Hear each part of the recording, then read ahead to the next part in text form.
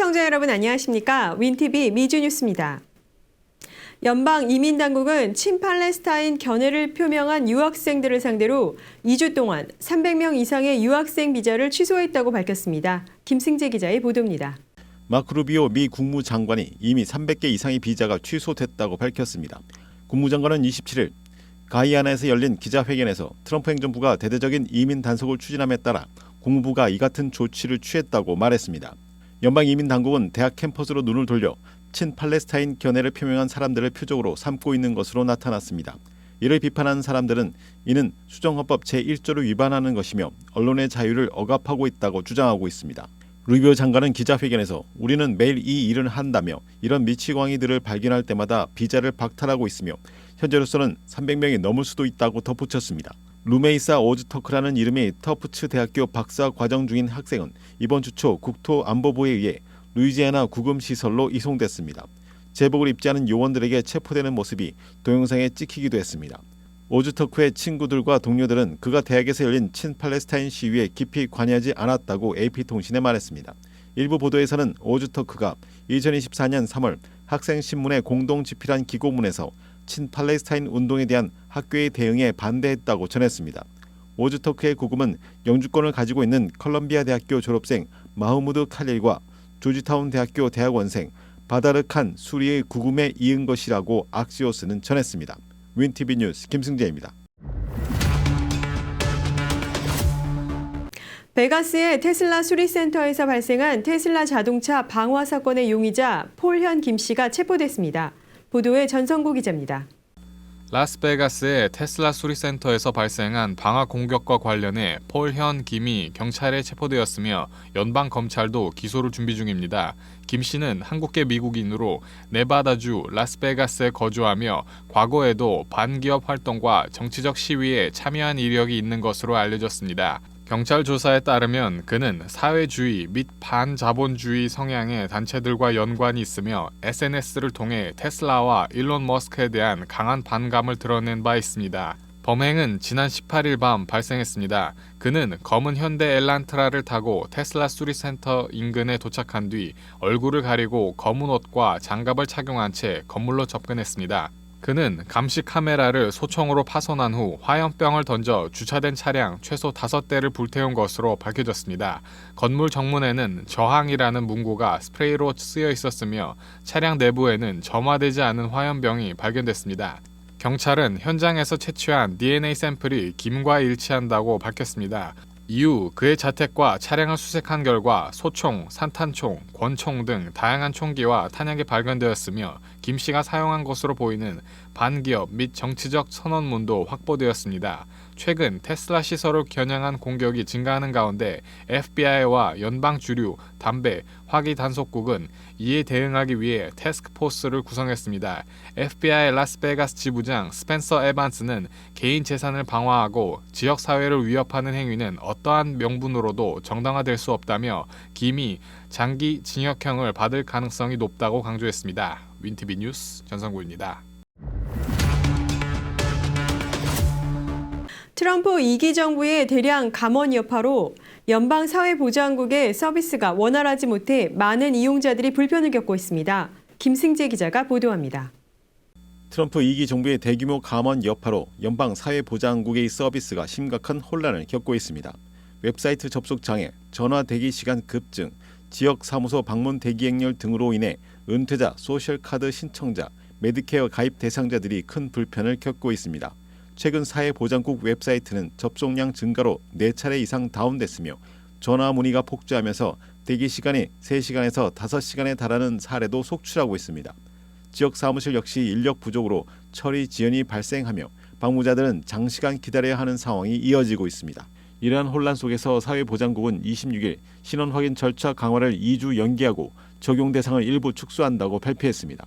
이는 최근의 서비스 마비와 이용자 불편을 고려한 조치로 보이지만 보안 강화 정책 자체가 폐지되는 것은 아니라며 일정 조정을 통해 보다 원활한 서비스 제공을 모색하겠다고 밝혔습니다. 특히 지난주 사회보장국은 사기 방지를 이유로 신원 확인 절차를 강화하면서 기존의 전화 인증 방식 대신 수백만 명의 수급자가 지역 사무소를 직접 방문하도록 요구했습니다. 이에 따라 전화 문의가 폭주했고 직원 부족으로 인해 관리자들이 직접 전화를 받는 상황까지 벌어졌습니다. 복지 사기 단속을 명분으로 대규모 인력 감축이 추진되면서 숙련된 직원들이 대거 퇴출됐고 일부는 자진 사퇴했습니다. 사회보장국 내부에서는 불을 끄려다 오히려 불을 지피고 있다는 비판과 함께 정부 기관을 민영화하려는 의도가 깔려 있다는 의혹도 제기되고 있습니다. 전문가들은 소셜연금이 미국 은퇴자의 40%에게 주요 수입원이라는 점을 고려할 때 앞으로 변화가 수많은 사람들에게 중대한 영향을 미칠 것이라고 경고하고 있습니다. 윈티비 뉴스 김승재입니다. 미국 내 한인 의료기관인 서울 메디컬 그룹은 메디케어 과다 청구로 연방 검찰에 5,800만 불의 협의금을 지급하게 됐습니다. 전성구 기자가 전합니다. 미국 내 최대 한인 의료 서비스 기관인 서울 메디컬 그룹 SMG가 전 경영진의 메디케어 허위 청구 의혹과 관련해 5,800만여 달러의 합의금을 지급하기로 했다고 연방 검찰이 발표했습니다. 연방 검찰에 따르면 이번 합의는 SMG가 어센드 파트너스에 인수되기 전인 2015년부터 2021년까지 SMG와 전 경영진이 메디케어 어드밴티지 프로그램의 지급액을 늘리기 위해 척추 질환과 관련한 허위 진단 코드를 제출하도록 유도했다는 의혹을 해결하기 위한 것이었습니다. 검찰은 허위 진단 코드 제출이 메디케어 허위 청구법 위반에 해당한다고 보고 SMG 및 자회사인 AMM이 총 5,874만 달러를 지불하기로 합의했다고 밝혔습니다. 또한 SMG의 전 이사회 회장이자 대주주였던 차민영 박사는 개인적으로 176만 달러를 지불할 예정입니다. 한편 노스리지에 위치한 방사선과 그룹 르네상스 이미징 메디컬 어소시에이츠도 두 가지 척추 질환에 대한 허위 진단과 관련해 SMG와 협력했다는 의혹을 해소하기 위해 235만 달러를 지불하는 데 합의했습니다. 연방 검찰은 SMG와 차민영 박사가 2015년부터 2021년까지 실제로 척추 엔테소파시 및 천골 장골염을 앓지 않은 환자들에게 해당 질환이 있는 것처럼 허위 진단서를 제출했다는 의혹을 조사해 왔다고 설명했습니다. 이에 따라 한인 연방 검사들로 구성된 특별조사팀이 꾸려졌으며 SMG가 메디케어 관리 기관인 MA 플래너로부터 허위 청구된 비용 일부를 지급받았다고 밝혔습니다. 검찰은 이번 합의가 법적 책임을 인정하는 것은 아니며 제기된 의혹을 해결하는 차원에서 이루어졌다고 덧붙였습니다. SMG 측 관계자는 이번 합의를 통해 오랜 의혹을 해소하게 되어 기쁘다며 앞으로 의료 서비스를 지속적으로 개선하고 법규 및 규정을 철저히 준수하기 위해 최선을 다하겠다는 입장을 밝혔습니다. 또한 2023년 어센드가 SMG를 인수하는 과정에서 해당 사안을 인지했으며 합의금 지급을 대비한 예산을 별도로 마련해 두었기 때문에 SMG와 AMM의 운영에는 영향을 미치지 않을 것이라고 설명했습니다. 윈티비 뉴스 전성구입니다. 미국 내 최악의 남미 출신 갱단 M13 핵심 리더가 체포됐습니다. 김승재 기자가 전합니다. 미국 트럼프 행정부가 법원의 명령을 위반하며 외국인을 베네수엘라 갱단원으로 규정해 추방한 조치가 논란이 되는 가운데 남미 출신 갱단 두목이 버지니아에서 체포되었다고 도널드 트럼프 대통령이 발표했습니다. 대통령은 27일 소셜미디어를 통해 방금 MS-13의 핵심 리더를 체포했다며 대단한 일이라고 밝혔습니다. 또한 펜본디 법무부 장관과 캐시파테 연방수사국 국장을 언급하며 잘했으며 슈퍼스타라고 치하했습니다. 백악관도 공식 발표를 통해 이날 오전 버지니아주에서 MS-13 갱단의 주요 지도자를 체포했다고 전했습니다. 폭스뉴스에 따르면 MS-13은 트럼프 행정부가 테러 조직으로 지정한 8개 남미 범죄 조직 중 하나입니다. 이번에 체포된 인물은 엘살바도르 출신의 불법 체류자로 MS-13의 주요 리더 중 한 명이라고 백악관은 설명했습니다. 다만 미국 정부는 체포된 인물의 신원을 공개하지는 않았습니다. 캐롤라인 레빗 백악관 대변인은 기자회견에서 이번 체포는 미국 국민의 중요한 승리라며 오늘 지역사회는 더욱 안전해졌으며 미국에서 매우 좋은 날이라고 강조했습니다. 한편 트럼프 대통령은 사상 최대 불법 이민 추방을 공약하며 전시에 적국 국민을 신속히 추방할 수 있도록 한 적성국 국민법을 불법 이민자 추방에 적용하는 조치를 취했습니다. 윈티비 뉴스 김승재입니다. 생전에 죽으면 해골로 보존이 되고 싶다고 말한 한 남성의 유언이 이루어졌습니다. 전성구 기자가 전합니다.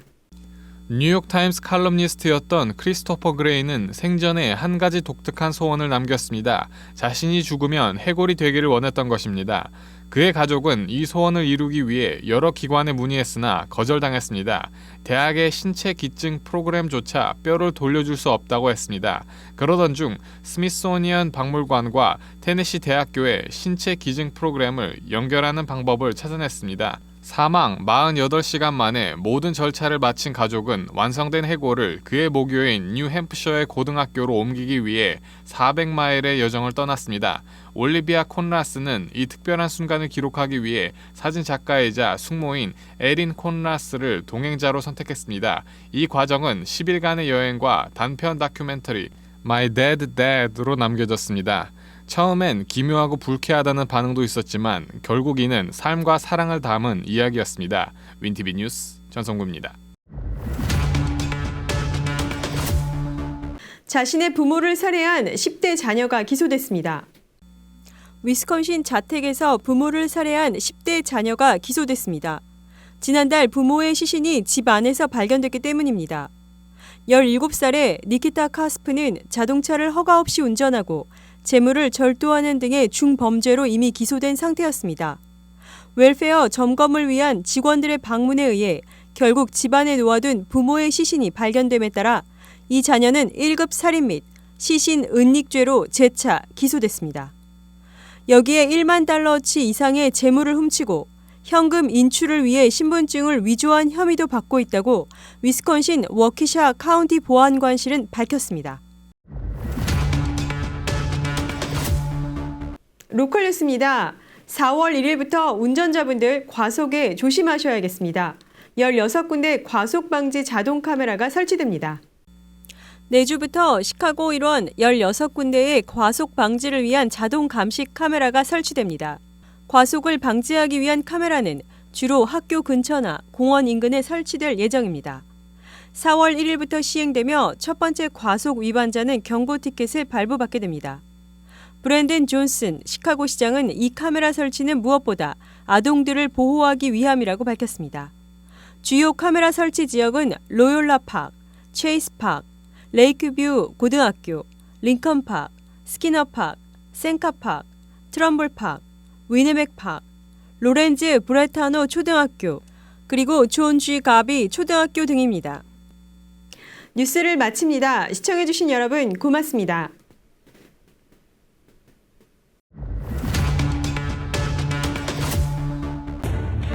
채널 24.5 윈티비 시카고. 윈티비는 공중파 채널 24.5를 통해 매일 24시간 방송하는 미 중서부 최대 한인 방송국이며 시카고 한국일보도 함께 경영하는 종합 미디어 그룹입니다. 저희 유튜브 채널 윈티비 시카고의 성장을 위해 구독과 좋아요를 눌러주세요.